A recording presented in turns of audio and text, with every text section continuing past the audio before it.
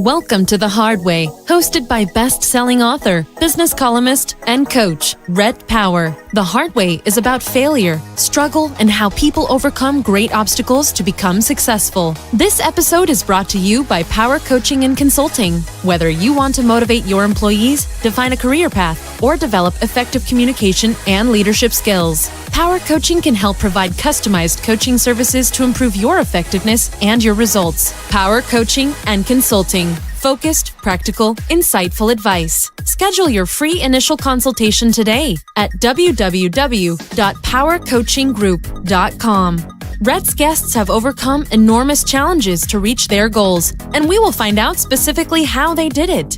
Now it's time to dig deep and get answers on how to turn failure and hard times into success.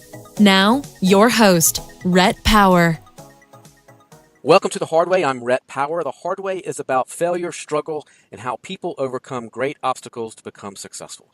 And we're going to dig deep today and get answers from our guest on how to turn failure and hard times into success. Today, I've got a really special guest, somebody I've wanted to talk to for a while about her personal story. Jennifer Wilkov is a strategic planning expert. She's worked with some of America's most iconic brands like Revlon, American Express, NBC TV, MetLife, and even TV Guide, and I'm sure lots more. She's a successful author and speaker, but she's also a person that has had some, she's also been a victim, and that puts you in Rikers Island in New York City. Jennifer, welcome to the show.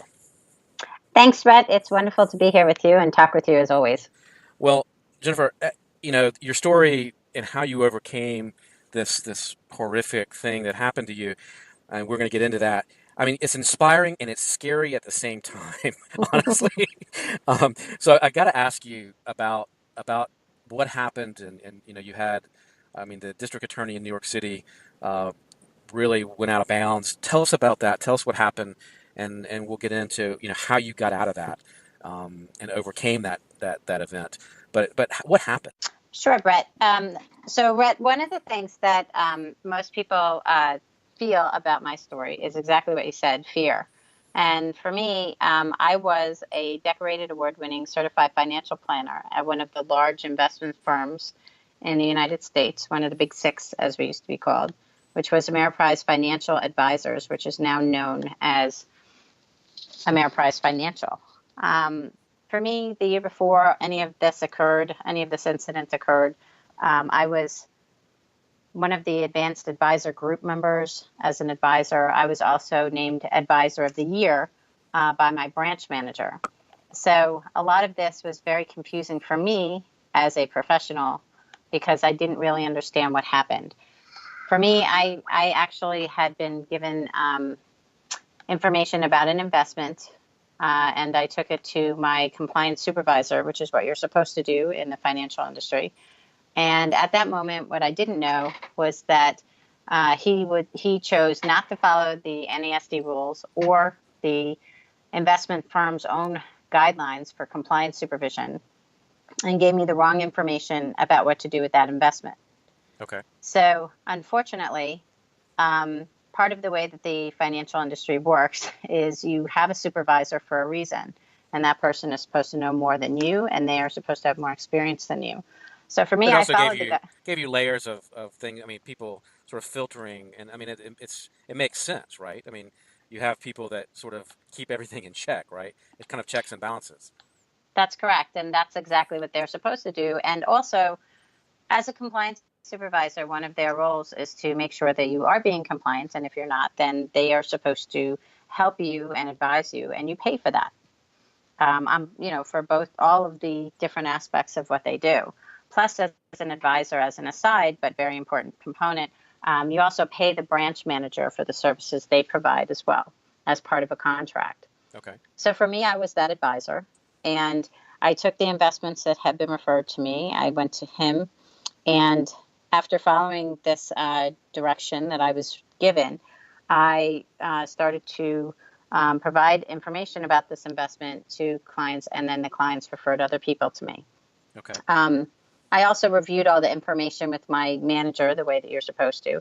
And sure enough, as people decided that they were interested in this investment, money would leave the firm and go to this particular producer of this investment. Right. Long story short, the investment ended up becoming a scam. I'm the person who discovered that it was a scam. I am the person that went into the police department out in Southern California to report it. And I am the same person who enrolled an attorney, and that attorney helped me to inform and advise the clients as well as anyone else who had taken an interest in this investment. Unfortunately, what happened to me was sort of life-changing after that. I would think. I actually suddenly became a person of interest for the Manhattan District Attorney's Office, and a search was conducted at my home and at my office without following the protocol of the law enforcement agency by the New York Police Department. It was quite scary and threatening, and then nothing happened for several months. Then I was arrested at my place of business. Oh my Again, gosh. yep, again, where the same law enforcement agency, the New York Police Department, did not read me my Miranda rights and did not follow the proper protocol. So all those wonderful things you see on TV was not what happened to me. Wow. After being arrested, I was actually told, along with the attorney, that I was finally allowed to contact my attorney. And they told my attorney that I was going to Rikers Island that night when they arrested me because they were going to arraign me in the morning, and their comment was that their fingerprint machine wasn't working properly. I did not end up going to Rikers that night, even though they told my attorney I was going, who then informed my family, who all freaked out. They actually buried me in the bowels of the criminal courthouse in Manhattan overnight in the night court cells, which they cleared out, all the men that were in there, and they housed me there. And the purpose of that, I found out later, was that they held a press conference at 9 a.m. prior to my arraignment and invited all of the press to come to their conference, their press conference, and then come to my hearing, my arraignment hearing. Wow. So, yes, I went through that. And I also watched my attorney try to make this into a circus afterwards with the press, to which I replied to him, "No more press for you." And then when I left the building, I was assaulted by the press and paparazzi, who blocked my way with cameras and the like as I exited the courthouse. So it was quite an experience.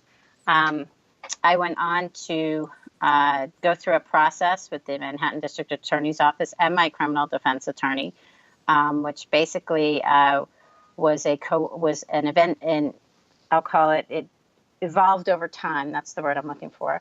A coercion to have me plead guilty to a crime I didn't commit. And what were they charging you with? Fraud, or what was the? Sadly, they were charging me with scheme to defraud. Okay. The actual producers of that investment were charged with scheme to defraud and grand larceny, and they did steal the money. And I did not know that they were doing that. I was not involved in their business. Right. And there was also a sheriff in the sheriff's department out in California who knew that I was innocent, and they did not interview him properly in the grand jury to allow him to exculpate me.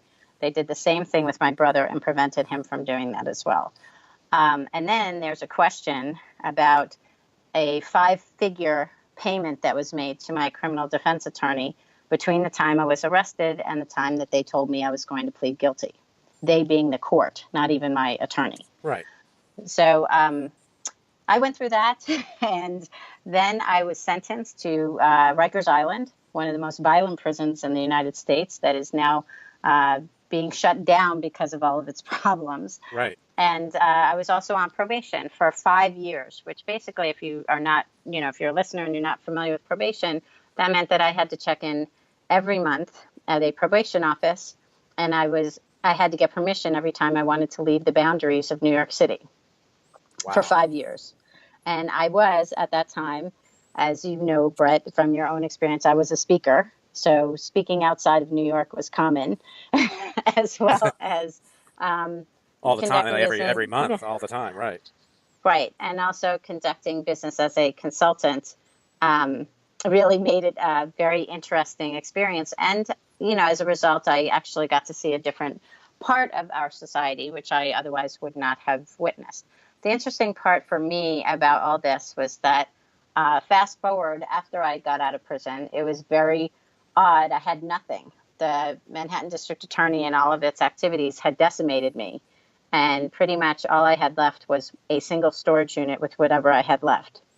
Wow. And when I came out, that's what I came out to. I came out to nowhere to live, no bank accounts because they had shut every financial instrument I had down. And so I probably basically taking all had your to. assets too, right? That's correct. They did. They had a whole asset forfeiture procedure that they had done.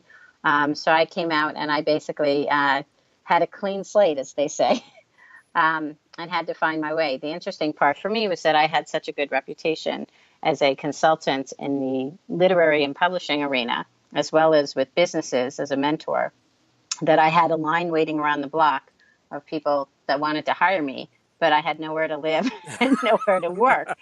So Wow. I said, give me about 5 weeks and let me put my feet on the ground. I made it no secret what had happened to me. I'm sure. And, and I got it together. But if I fast forward for you and your listeners, um, I was released in 2008. I was arrested in 2007, just to give them an idea. And I was incarcerated during the summer of 2008. And if you fast forward to 2011, I was actually brought into a FINRA hearing. FINRA is Financial Industry Regulatory Authority here in the United States, and they actually oversee all of the markets, as well as the investment firms like Ameriprise Financial Okay. and advisors like I was. I was pulled into an arbitration that was brought by my father, who was one of the investors, against Ameriprise Financial. And if you can even imagine, this was now 2011. At that time, the only person. You're still on probation. I mean, you're still right. Yeah, I was coming, coming to a close, but not quite. I was still on probation. And here I was listening to my compliance supervisor, who was the only person Ameriprise put forth to testify in that arbitration, who admitted on the record that he did not follow the NASD rules in supervising me. He did not follow the compliance supervision guidelines. He was also supposed to be reviewing, according to the NASD rules, my close family members who were clients, their files every month, which was never done, and so on. And it became quite obvious at that point in time what was happening.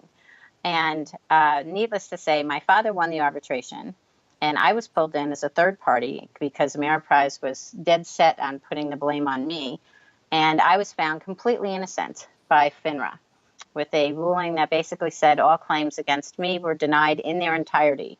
And for those who are not legally oriented, in their entirety means 100%. Right. Right. So, and those claims that were brought against me there included fraud, scheme, as well as failure to disclose, breach of my franchise agreement, and unjust enrichment. And they were all dismissed by that arbitration.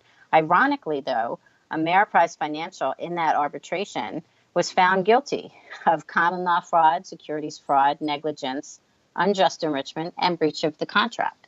So when you start to get all of this information and framework as I've lived through this, you kind of begin to scratch your head and say, what happened here? But for the purposes of your show, it's really something that you have to figure out and learn how to live through, which is very important. Now, how did you? Yeah, I mean, right. So, I mean, it's sort of I mean, I can't imagine that first night in Rikers Island. I mean, what are you telling yourself? I mean, what? I can imagine the conversation going on in your head because that's the only person you have to talk to. I'm sure. What are you saying? What did you say to yourself? I mean, how did you stay positive, or did you stay positive through all of that? One of the most important things when something like this occurs, and I've spoken to people and I speak very publicly, I've done presentations, I've even done a TED Talk that was, a standing ovation room and all of those things. And one of the things I always talk about is that when something devastating like this was a legal situation, right? But it could be a divorce, a medical diagnosis, a death of a child, anything like that. When these things happen, for me, I was sitting on a bus handcuffed to somebody who did not smell good and didn't look pretty to, be as kind as I can. And I'm sitting there thinking to myself, how in the heck did I get here? And what is happening? And one of the things that I knew was that when I was at the courthouse, before I was brought down to the area where they prepare you to go on the corrections bus to the jail, one of the things that they did was they put me in this cell, and I was by myself, and in the cell was a payphone. And Okay. it took me about an hour to use it because I wasn't sure if I was allowed. You know, here I am. It's like going to kindergarten for the first time. You don't know what you're allowed to do. Right. So I finally figured out that I could actually pick it up and use it. So I called my mother, and I told her, you know, what the result was and where I was calling from. And I said, look, I said, I don't know how much time I'm going to have on this phone. I said, so I need you to promise me right now that we're going to make this the most positive experience ever. Huh. And I didn't hear anything on the other end of the phone. Right, because I had a bit of a silence there too. Like, okay, that's a remarkable thing to say. I mean, what did she say? What was your mom's response? Well, I prompted her again, and I said, look, I need to know right now that you're going to promise me that that's what we're going to do. And she spoke up and she said, yes, that she agreed to do it, and the phone went dead. And really, one of the things that I knew in my soul was that I was innocent and that I hadn't done anything wrong, and I knew the truth. And one of the things that I think oftentimes happens to people in these situations is they're not able to hold fast to that truth. That's their truth, and that they know what the situation is.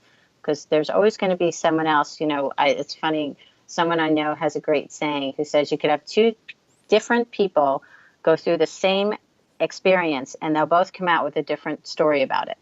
Right. Right? So you really have to understand who you are, what you're made of, but more so, what are the facts? What really happened here? And I was very clear about that. What I wasn't so clear about was that I was never the kind of person who was around people that went to jail. I never had been in jail. I'd never been involved with the legal community. And the only thing I ever had were late parking tickets that I paid. So we all have a few of those, so that's okay.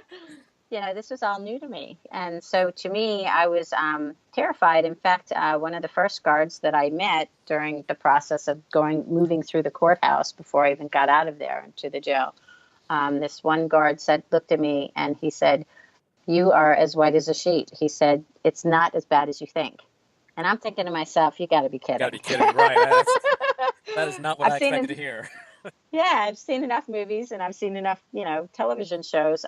This is not going to be fun, you know. And the problem really in that environment, you know, is that the guards actually have a perception, which I have a better understanding of now. I didn't realize it.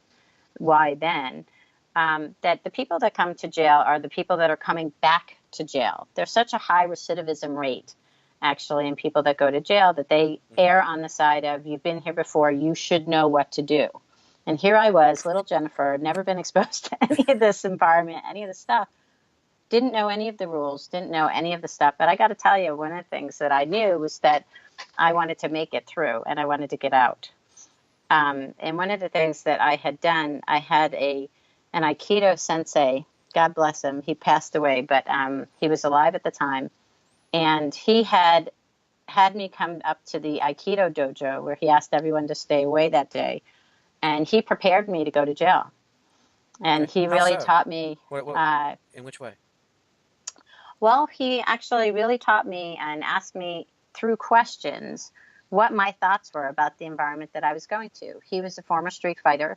And in his dojo, he had both police officers and corrections officers. So he knew a lot from all different sides. Mm-hmm. Okay. And one of the things that he said was, as you probably know from my picture and your audience probably can see, I have long hair. And one of the things that he said was, what are you thinking about doing with your hair? And I said, that's an odd question.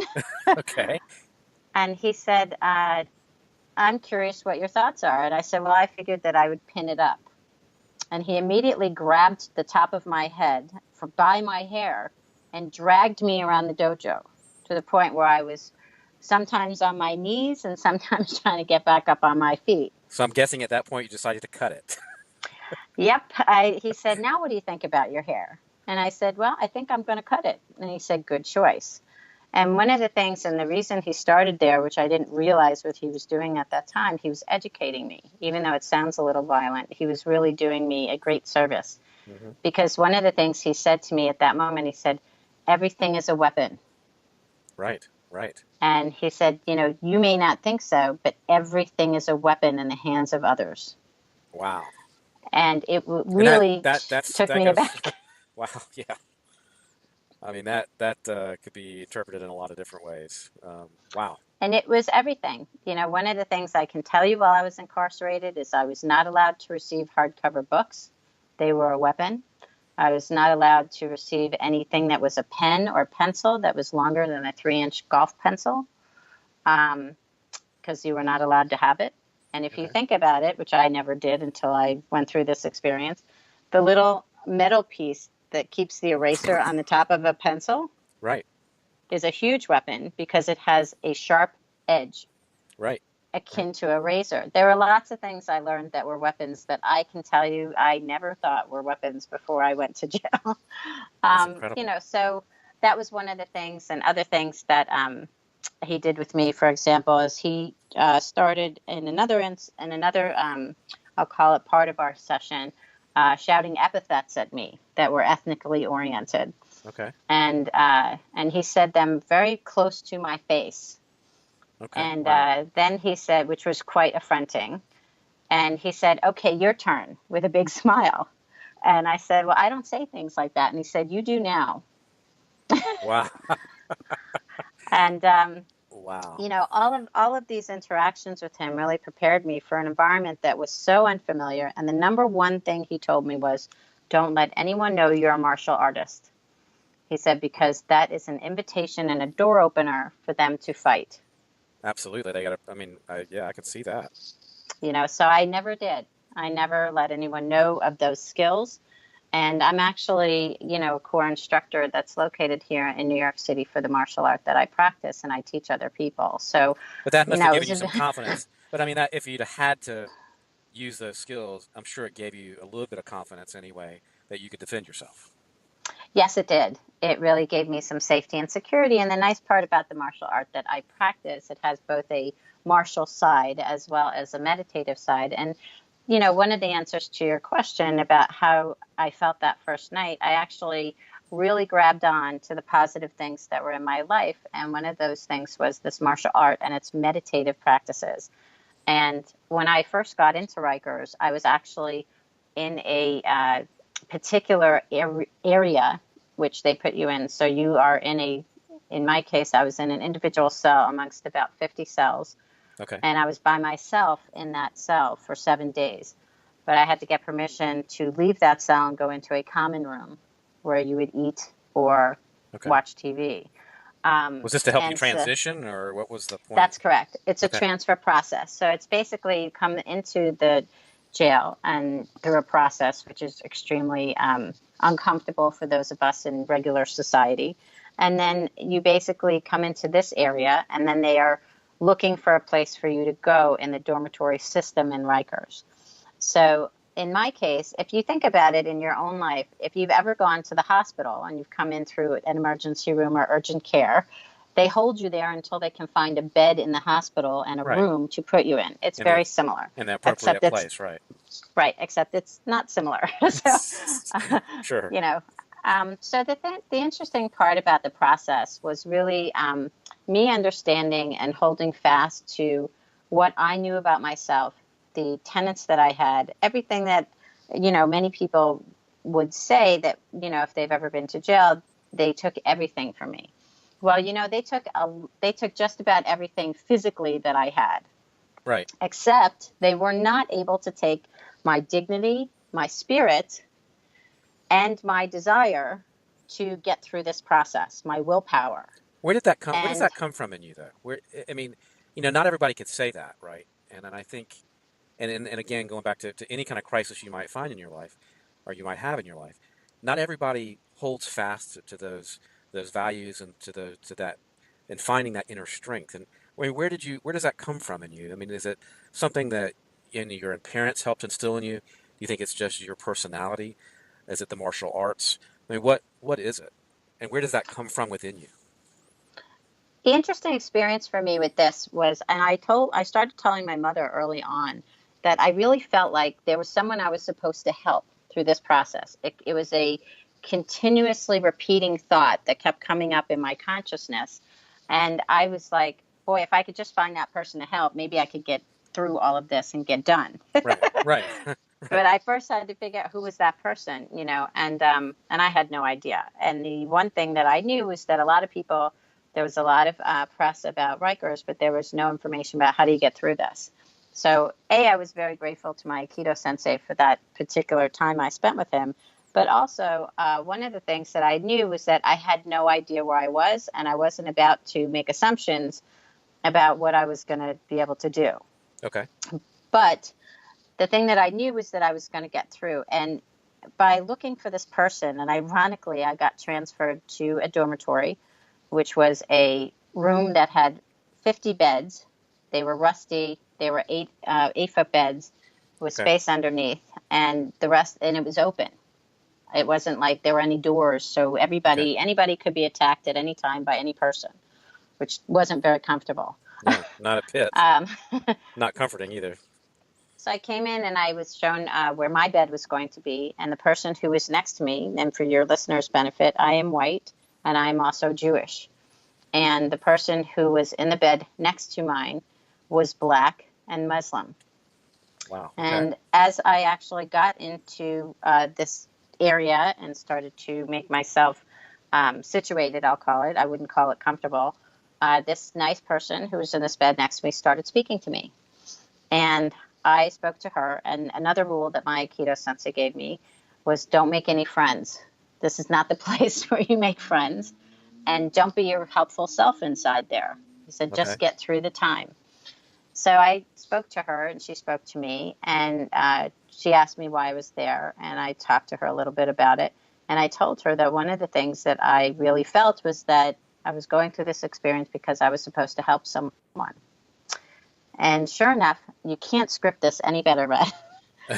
She turned to me and she said, I must be that person. She said, I have been praying to Allah for someone to help me. I hate my life. I hate what's happened to me. I'm upset with my family, and I don't like myself very much. Wow. What? And I was stunned. That is remarkable. I mean, what had she done? I mean, what? I'm curious now. So what she told me what she told me she had been charged with was being in a ring, the outer part of a ring that was stealing people's identities. Okay. And part of what the DA was doing with her, according to her, was that they were pressuring her to give up the ring. Okay. So I certainly wouldn't have wanted to be her. However, I did listen to her when she told me what she'd said. And for the time that I was in Rikers, I did help her. I actually taught her lessons about forgiveness. Okay. I also we used to have tea once a week. And people, those of your listeners who know me know I love books. I had a lot of support from the outside. I had people send me books. One of the books I was sent by a dear friend is called The Alchemist. Right. Paulo Coelho, a great book. Great book. And I loaned that to my bunkmate, and she read it, and she taught me about Muslim customs because during the time that I was incarcerated, Ramadan came, and I learned a lot about Ramadan, something I never knew anything about before I met her. And I used to go to Jewish services inside Rikers, which they had twice a week. Okay. I also was sent a lot of mail. My mother kept her commitment that I mentioned about the phone call and made sure that I got a piece of mail delivered every day that I was incarcerated, whether it was from her or someone else. Okay. The other thing that she did was that every day that I was allowed to have a visitor, because there were certain days of the week based on the letter of your name when you were allowed to have a visitor. Okay. And she made sure that every day that I was allowed a visitor, I had one. That's remarkable. It was really incredible. And I started writing while I was inside Rikers. And I sent my handwritten with a 3-inch golf pencil on lined paper writings to my mother, who had my boyfriend at the time type them in, and she would edit them.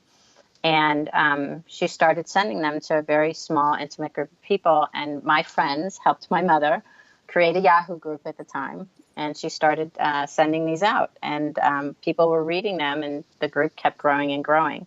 So it was really, it was a very difficult time, but in helping this person, this wonderful person, I learned a lot, and I also got to share a lot, and I was also protected a lot, not because anybody owed me any favors, sort of the misperception of jail, because it does actually happen to other people, but not in my case. I actually was given a lot of respect by people just because of the way I conducted myself, although I was nearly attacked. And I'm happy to say that the inmates that I was in the dormitory with prevented that from actually occurring, which I was very grateful for. but it was because of you stayed true to yourself and you were who you were, right? Yes, I was. And that's something I guess I would say to be proud of in that sense. It really was. And, the thing that's interesting, Rhett, is that in life and business, each person, I'll call it, each individual has a way of being in the world. And I was really just being Jennifer. I was just being myself. People asked me if they could borrow the books that I had received. And actually, my bunkmate, ironically, was the person who said to me, "Don't lend your books to anybody. They'll steal them." And I looked at her and I said, I just don't believe that. Right. And when somebody asked me if they could borrow a book, I would hand them the book and I would say this: "Please return the book to me when you've read it so I can share it with someone else." Right. And Rhett, I never had a book stolen. Every book was returned back to me by the person I loaned it to. Because you showed them respect. And I believed that they would actually return it, and they did. And, it's interesting because in our society, what I learned is that the people that I encountered in this environment had very different living situations, very different values, and very different perceptions of the world than I did. And it's not a time to be judgmental. No, not at all. It's a good time to learn. And one of the things that I learned was I learned from the officers, I learned from the inmates, and I eventually started going to this meeting, actually, of all the dormitories with the deputy warden. I became the representative of my dormitory in Rikers, and I would go to this meeting on behalf of us, and there you could raise any issues in your dormitory or requests or things of that nature. And I kept pestering the deputy warden, because in Rikers they have these boxes that are on the walls that are officer complaint boxes. And let me tell you, Rhett, they're everywhere. Okay. Right? That is and so if you're weird. An inmate, of course you're going to complain about the officers, right? But the interesting thing was I kept pestering her, and I said, "Why don't you put up officer appreciation boxes and change the environment?" And pester, right? So in the meeting right before I was going to be discharged, she actually brought what was called the programs warden to this meeting.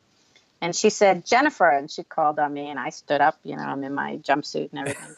And she said, "I want you to talk about that program that you've been telling me about," because I was telling her about an Anthony Robbins prison program that I thought would be very helpful for the people that I had met there. Okay. And helping them understand their self-worth, their values, and their self-esteem. And so I talked about that. And then she said, "Could you please tell us also about the boxes?"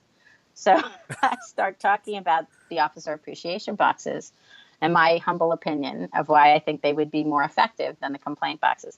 And she elbows, another one of those. You can't make this up, right? She elbows the programs warden and says, "Can't you slap together some plywood and make those boxes?" It was just so funny. And another woman behind me raised her hand and got acknowledged by the deputy warden. And what she said next was just unbelievable. I was speechless. She said, "Look, I've been in and out of this prison. I've taken every program you've got. I want to take her program." And I was just like, wow, So the thing is, what I would say is, it's not necessarily, you have a choice when these things occur. You can either allow the environment to rule you, or you can understand who you are, maybe what you're made of, but really, how are you going to handle this situation and what's happening to you? Because certainly it's very easy to play the victim and have a pity party Sure, yeah. and say, poor me and oh me and panic, which I completely understand is a human natural response. And that's some people's response.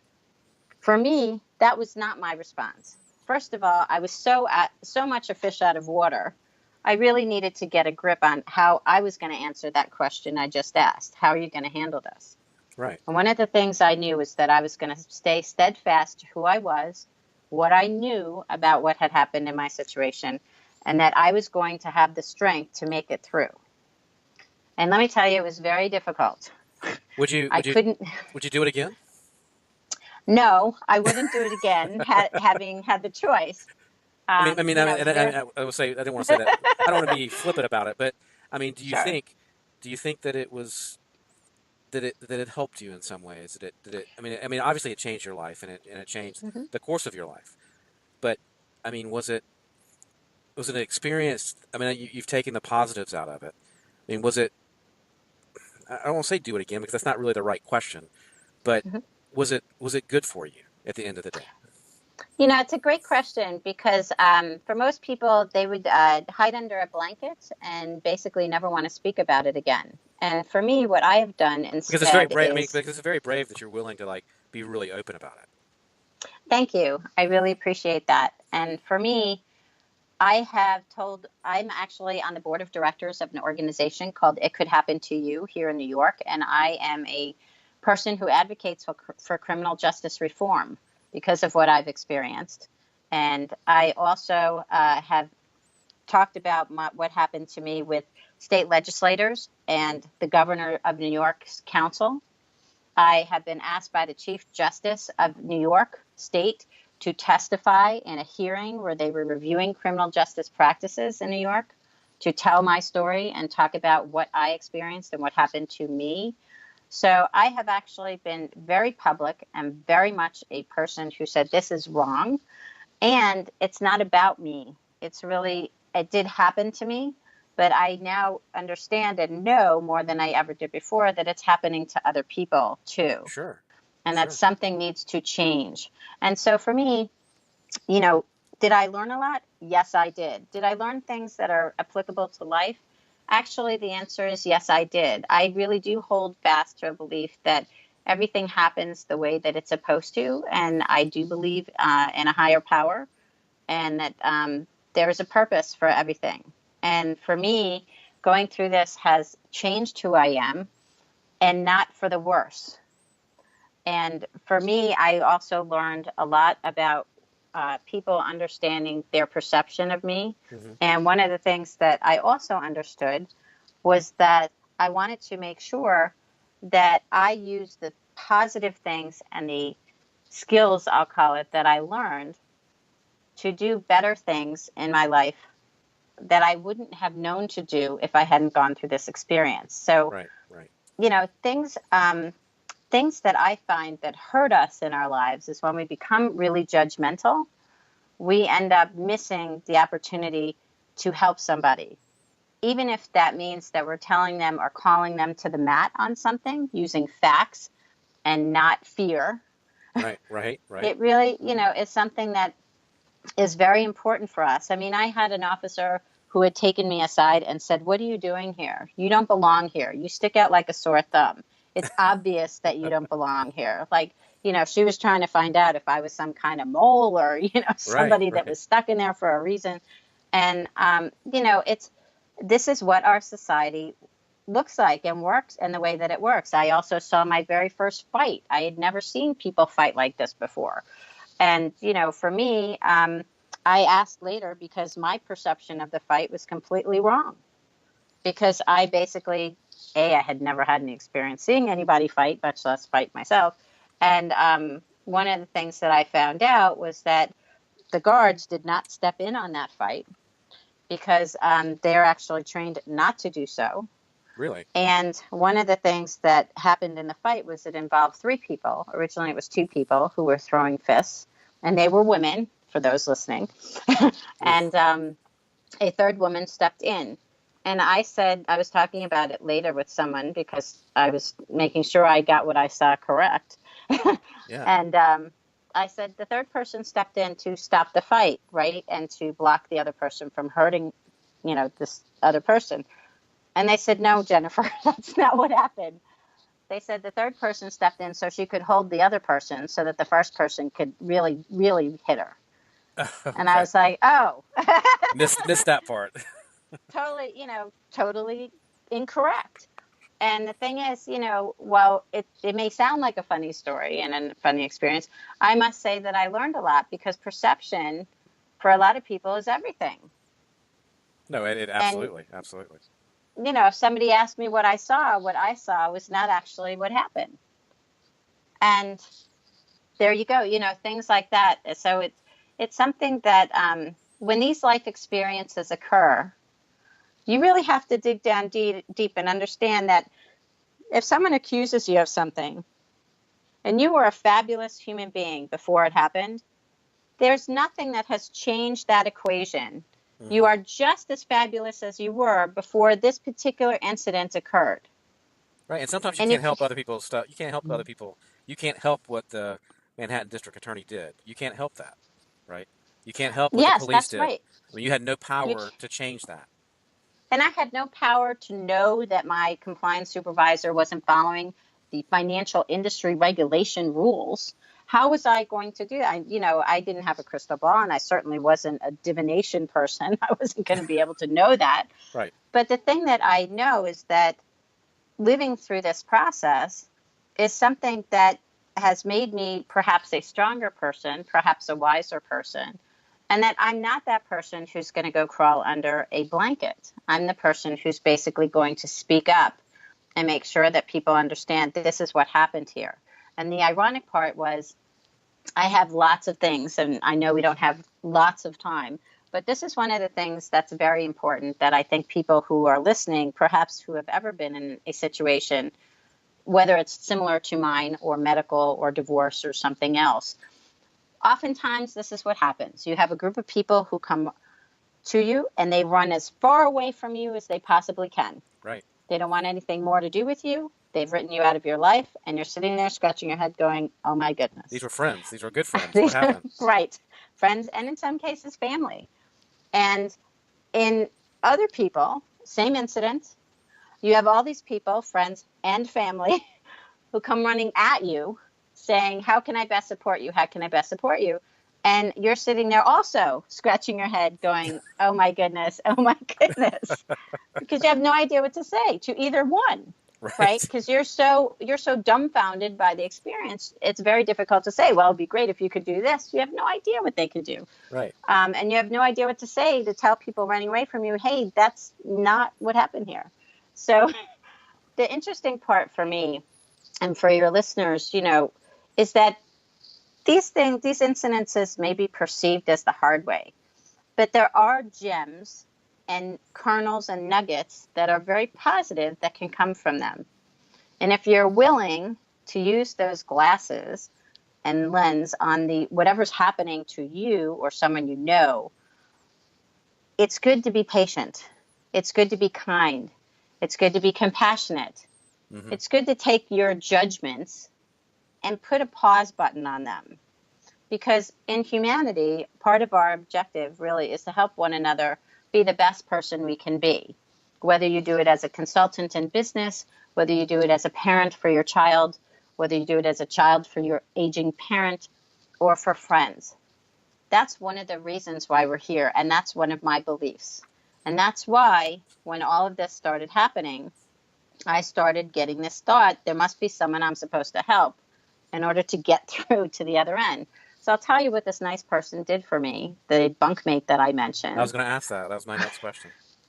I was leaving, and the night before I was being released, she brought the Alchemist book back to me and returned it. And in her other hand, she gave me the Alchemist first, and in her other hand, she gave me her Quran. And she Wow. wanted me to have that Quran, and she had notes in it, and it was a well-loved book, I'll call it. And she said, and she had a note in that book that was for me also. And I still have that book, and I still have that note. And the next day I was released, and I went out into the world again. But the thing that is Can you important is share? that Can you share what she said? she thanked me and she wished me well. Okay. And for those people who think that black, white, all of these things, those are real feelings and they are individual. And for me, I had a different experience with this person. And the lovely part was that I also learned so much and was so grateful. And she had told me a few weeks earlier when it was her birthday, she was supposed to get a visit and she was expecting a visit from her husband and he didn't come. And she looked at me with tears in her eyes at the end of the day and she said to me, I deserve better. There you And go. I want a different life. And And there it was. you helped her come to that conclusion. And it was so beautiful because it wasn't me banging on her saying, you deserve it. You should have something better than this. She did it all by herself from the things that we talked about. She knew in that moment that she deserved better. And that's a far cry from that first conversation, definitely. And I was so happy for her. So the thing that I would say to you and your listeners is that it's not always the environment that dictates what's going to be and what has to be. It's really about who you are going to be and the situation that you are presented with and the choices that you make. Because our lives really, if you think about it, are a very simple equation. They are the result of the choices we make. And for me, while this experience was both horrifying, scary, and frightening, it was also beneficial, educational. And I got skills that I can actually use in my life outside Rikers. And for a lot of people, they can't necessarily say that because their choices might have been different. Right. And to me, that's really, I choose to be on the board of It Could Happen to You. I choose to speak to people about what happened to me because I want them to understand that the justice system that we have in New York is not working the way that it should. And there are things that should be changed to help it work better. But for a lot of people, they would just prefer in their choice to keep it quiet, do what they can do, and live their lives and put it behind them. And, these are all choices. It doesn't mean that any one of them is wrong or right. Right. They're just choices, but they have results. And the thing that I would say is that whatever hard way shows up in your life, as opposed to becoming the victim, which is a choice that you can make, and it is a human response, think about becoming the person who actually gets something else out of it and is able to make something else out of it, and answer that question for yourself. Who are you going to be in this situation? What is it that you want to actually achieve? For me, I wanted to make it through. Right. Right. Unharmed, and I wanted to be able to go, I wouldn't call it back into my life because there was no way I was going to be going backwards. I was definitely going to go forward into something else. But the thing that I knew is that I wanted to make it through. And I would say, anything that happens, figure out who you're going to be and how you want that experience to play out and what the outcome that you want is. So, because you'll make it. right. And I mean, so how does that translate into the work? How have you taken all that into the work that you're doing now? Tell us about Thank that. you. It's really, I am a person who, I have two prominent businesses. My first business is called Your Book is Your Hook. And what I do is I actually work as a consultant with book writers, screenwriters for film and television, and playwrights. So I work with the people that want to write about the stories that they have, either personally or fictionally, that they want to express and share with adults and children and everyone in between. Okay. Right. And for me, I love doing that. I help with writing, I help with marketing, I help with people who want to be thought leaders and speakers. I help with people who want to get published and get a project produced for TV, the web, whatever it is. Right. Right. I love that stuff. And for me, one of the things that I know is that I am that person who looks for that person who's committed, who really wants to do their project, who has a burning desire to see their project come to life or see their platform come to life and make a difference for others. And I ask very important questions when I'm actually interviewing a prospect to work with. One of which is, and it's my primary question, what do you want? What is this project going to do for you? Because my next question is, what do you want it to do for the people that read it or see it? In some cases, people will say, I want them to be entertained. I want them to be enlightened. I want them to be inspired. I want them to learn how to do blank, whatever it is. And, for me, my fulfillment comes in helping them to realize the goals and objectives that they have. And I can do that. And I feel very fortunate that I am able to do that as a consultant. I have other people who come to me and say, I want to have a business that does this, or I'm in this business and I'm failing. Right. And I want someone to help me right the ship. And I'm happy to help them do that by understanding what it is that they want to do. Again, what do you want? The other thing that I do is I produce a conference called Speak Up Women, which I'm very proud of. And the next event will be in 2019. We're getting ready to announce the information about that because we have to update everything. But part of that is not necessarily limited to sexual harassment. What it really is about is helping, in this case, women and hopefully men. We've also had men attend the conference. It's about understanding what it is that you want and being able to talk to others about it so that you can get the support and help that you need. Right. And oftentimes what happens is people are afraid to speak up. They are afraid to say, oh, I have this fantastic idea for a widget. Right. And I have no idea how to make it. Blah, blah, blah.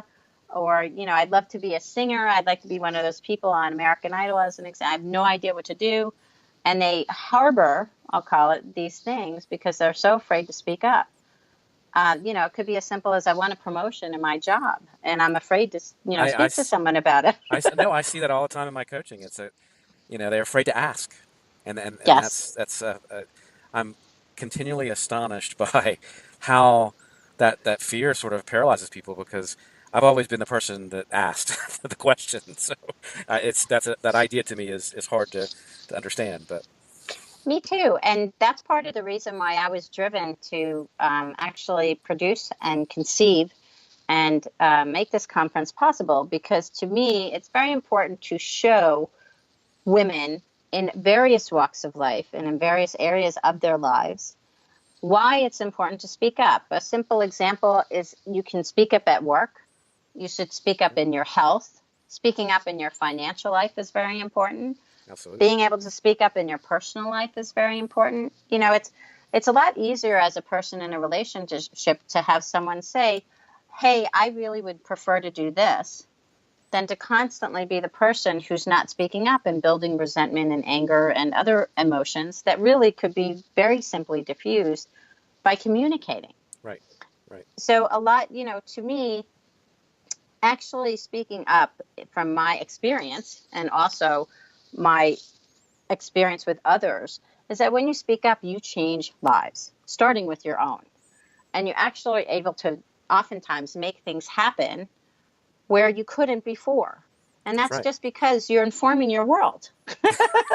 And people, I'm not surprised, but people will often give you what you're asking for. Yes, they will. And if they can't, they'll tell you that they can't. That's But then they'll oftentimes be on the lookout, or they may know someone who can. And all of a sudden you're like, wow. People like helping. People like helping others, actually.